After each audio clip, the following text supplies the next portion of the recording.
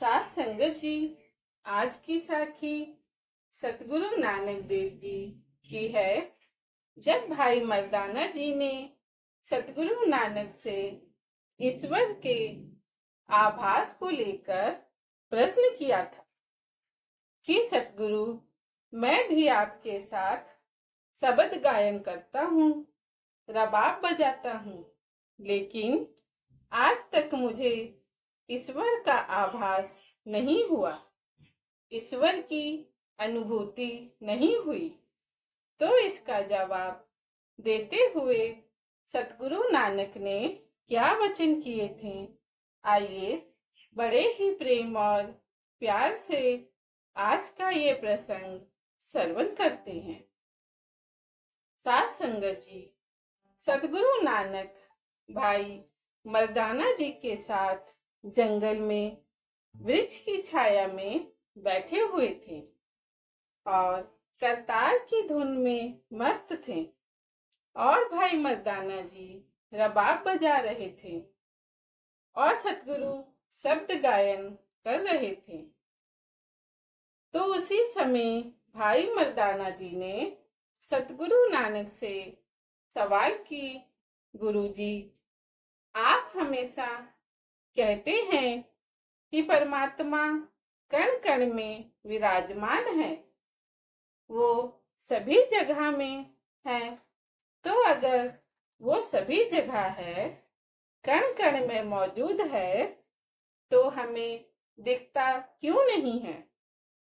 तो सतगुरु नानक ने कहा कि हे मर्दाना, जब हम दूर की किसी वस्तु को देखते हैं तो उस वस्तु को देखने के लिए हमें पूरी तरह से ध्यान को केंद्रित करना पड़ता है, तब जाकर हमें वो वस्तु दिखाई पड़ती है और हम उसको देख पाते हैं। तो ऐसे ही जब हम अपना पूरा ध्यान परमात्मा पर केंद्रित करेंगे, उसके नाम का सिमरन करेंगे और पूरे ध्यान से करेंगे, तब जाकर ही वो करतार हमें दिखाई दे सकते हैं। तो ये सुनकर भाई मर्दाना जी ने कहा कि गुरुजी, मैंने भी ध्यान करने की बहुत कोशिश की है, लेकिन आज तक मुझे सफलता प्राप्त नहीं हुई। मैंने बहुत बार ध्यान लगाने की कोशिश की है। तो अब आप मुझ पर कृपा करें ताकि मैं भी ईश्वर का कोई अनुभव कर पाऊं, मुझे अंदर उसका अनुभव हो पाए। तो साथ संगत जी, सतगुरु नानक ने जवाब देते हुए कहा कि हे भाई मर्दाना, क्या तुमने ऐसे व्यक्ति देखे हैं जो तरबूज को पकड़कर और सूंघ कर ही बता देते हैं कि वो अंदर से लाल और मीठा होगा या नहीं? और सतगुरु कहने लगे कि मर्दाना, तुम भी समझदार हो, होशियार हो, तुम भी ध्यान केंद्रित करने की कोशिश करो, तुम्हें भी ईश्वर का आभास जरूर होगा। तो ये सुनकर भाई मर्दाना जी ने सतगुरु नानक से कहा कि गुरुजी, आप तो जानते ही हैं कि मैं दिन रात आपके साथ ईश्वर के भजन गाता हूँ और रबाब बजाता हूँ। जैसा आप कहते हैं वैसा ही करता हूँ, लेकिन फिर भी मुझे ईश्वर का आभास क्यों नहीं हुआ? तो सतगुरु ने कहा कि हे मर्दाना, तुम रबाब बजाते हो, ईश्वर के भजन गाते हो, और जब भी कोई आसपास दूसरा कोई सरगम बजा रहा होता है तो तुम आसानी से बता देते हो कि कौन सरगम बजा रहा है और किस धुन में बजा रहा है। क्या तुम जानते हो कि तुम ऐसा क्यों कर पाते हो? तो भाई मर्दाना जी ने कहा कि गुरुजी, ये तो मेरा अनुभव है, इसलिए मैं आसानी से ये बात बता सकता हूँ कि कौन सी सरगम कौन कब गा रहा है और कैसे गा रहा है। तो सतगुरु कहने लगे कि मर्दाना, तुम ठीक कहते हो। तुम्हें पता है कि रबाब की कौन सी तार बजाने से कौन सी धुन निकलेगी, लेकिन जो तुम गले से गायन करते हो वो कैसे कर पाते हो? क्योंकि गले में तो कोई भी तार नहीं है, सभी का गला एक समान है, फिर तुम ही क्यों सही सरगम गा पाते हो? तो सतगुरु कहने लगे, ये सब कुछ इसलिए कर पाते हो क्योंकि तुम्हें अनुभव है। तो ऐसे ही भाई मर्दाना जी, जब तुम ईश्वर का सिमरन सच्चे दिल से और सच्चे मन से करोगे तो ईश्वर का नाम तुम्हारे चेतन में बैठ जाएगा। तो ये सुनकर भाई मर्दाना जी कहने लगे कि गुरुजी, संगीत तो मेरे चेतन में बैठ चुका है, परंतु ईश्वर नहीं। ईश्वर कैसे मेरे चेतन में आएगा? तो ये सुनकर सतगुरु नानक जी ने भाई मर्दाना जी को कहा कि मर्दाना, अब तुम सो जाओ, इसका जवाब तुम्हें सुबह मिल जाएगा। तो जब अगली सुबह हुई तो सतगुरु नानक ने भाई मर्दाना जी को एक पत्थर दिया और कहा कि जाओ, इसे बेचकर भोजन का प्रबंध करो। तो भाई मर्दाना जी उस पत्थर को लेकर सालिस राय के पास गए, जो कि एक जोहरी था। तो जब भाई मर्दाना जी उसके पास गए तो उसका जो नौकर था उसने सालिस राय से कहा कि मालिक, आपने आज तक पता नहीं कितने हीरे, पन्ने, मोती और कीमती जेवरों की परख की है। आप तो देखकर ही बता सकते हैं कि उसकी कीमत क्या है। तो आप मात्र देखने से ही उसकी कीमत का अंदाजा कैसे लगा लेते हैं? मैं भी आपके साथ यहाँ पर रोज बैठता हूँ और हर रोज हीरे और जेवरों को देखता रहता हूँ, तो आज तक मुझे तो नहीं पता चला कि कौन सी कीमती है और कौन सी नहीं। तो ये सुनकर सालिस राय ने कहा कि इसमें कौन सी बड़ी बात है, ये सब चीजें तो अनुभव से आती हैं। जिस दिन तुम्हें भी अनुभव हो जाएगा तो तुम भी देखकर बता दोगे कि कौन सी चीज कीमती है और कौन सी नहीं, और तुम उसकी कीमत का अंदाजा भी लगा लोगे। तो ये सुनकर नौकर ने कहा कि मालिक, क्या ऐसा कोई तरीका है जिससे कि मैं ये आसानी से सीख पाऊं कि कौन सा जेवर असली है या नकली है और उसकी क्या कीमत होगी? तो ये सुनकर सालिस राय ने कहा कि क्यों नहीं, तुम भी देख सकते हो, लेकिन इसके लिए तुम्हें अपना अनुभव बढ़ाना पड़ेगा। अपना ध्यान काम पर केंद्रित करो और रोज हीरे और कीमती जेवरों को देखो।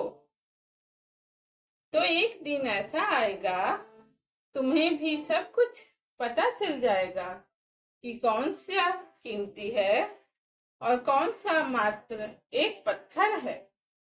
तो उसी दौरान एक दूसरा नौकर सालिसराय के पास आया और कहने लगा कि हे मालिक, कोई परदेसी आया है और उसे जल्दी है और वो आपसे मिलना चाहता है।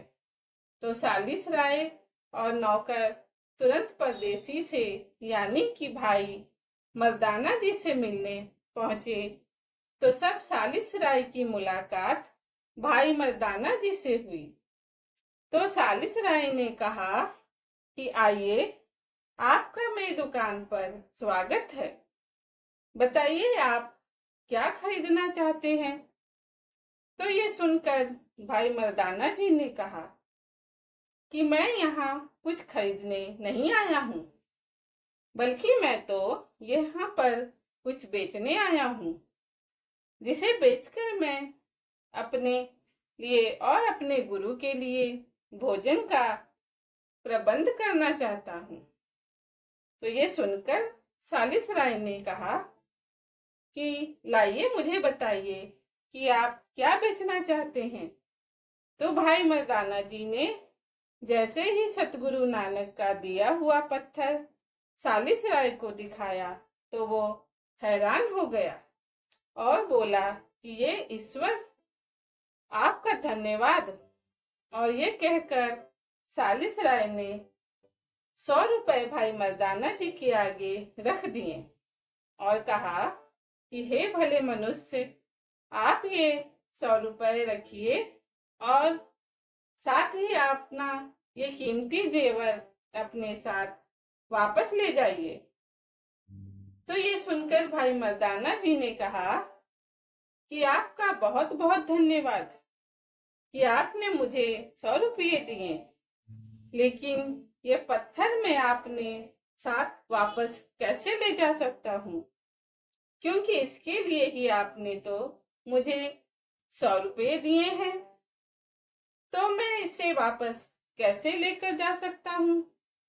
यह सुनकर सालिसराय ने कहा कि मैंने तुम्हें ये कीमत इस पत्थर की नहीं दी है, बल्कि मैंने तो तुम्हें इस चीज की कीमत दी है कि तुमने मुझे इतने कीमती पत्थर के दर्शन करवाए।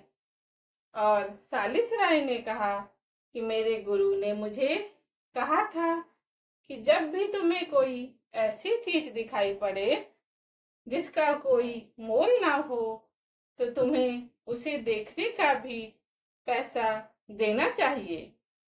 तो भाई मर्दाना जी और सालिसराय की बातें सुनकर नौकर ने कहा कि मालिक, मुझे भी देखने की आज्ञा दें, मैं भी देखना चाहता हूँ कि ये क्या है। तो सालिसराय ने कहा कि ये लो, तुम भी देखो और इस कीमती जेवर की आभा को महसूस करो। तो उसे देखने के बाद नौकर ने कहा कि मालिक, अब मुझे आभास हो गया है, अब मुझे अनुभव हो गया है और मैं इस अनुभव के माध्यम से ये बता सकता हूँ कि कौन सा जेवर असली होता है और कौन सा नकली होता है। और वो कहने लगा कि वाकई ही मैंने ऐसा कमाल का जेवर आज तक कभी नहीं देखा। तो उनकी सारी बातें सुनकर भाई मर्दाना जी कहने लगे कि ओ भले लोगों, मैंने तो सोचा था कि मेरे गुरु के दिए हुए पत्थर को मैं इस गांव के किसी अमीर आदमी को दे दूंगा और उसका बच्चा इस पत्थर से खेलेगा और हमारी 2 वक्त की रोटी का प्रबंध हो जाएगा। और भाई मर्दाना जी ने कहा कि इसे लेकर सबसे पहले मैं सब्जी वाले के पास गया था और मैंने उसको कहा कि मुझसे ये पत्थर ले लो और कुछ सब्जी मुझे दे दो। तो ये सुनकर सब्जी वाले ने कहा कि मैं इस पत्थर का क्या करूंगा, लेकिन कोई बात नहीं, आप मुझे ये पत्थर दे दें। इस पत्थर के साथ मेरे बच्चे खेल लेंगे, लेकिन इस पत्थर के बदले मैं आपको केवल एक मूली ही दे सकता हूँ। तो ये सुनकर भाई मर्दाना जी ने कहा कि ये तो बहुत कम होगी, हमें और सब्जी की आवश्यकता है। तो सब्जी वाले ने कहा कि नहीं, मैं नहीं दे सकता। तो उसके बाद भाई मर्दाना जी कहने लगे कि मैं उस पत्थर को लेकर एक मिठाई वाले के पास गया और वो जाकर मैंने उस मिठाई वाले को कहा कि इस पत्थर के बदले मुझे कुछ मिठाई दे दो।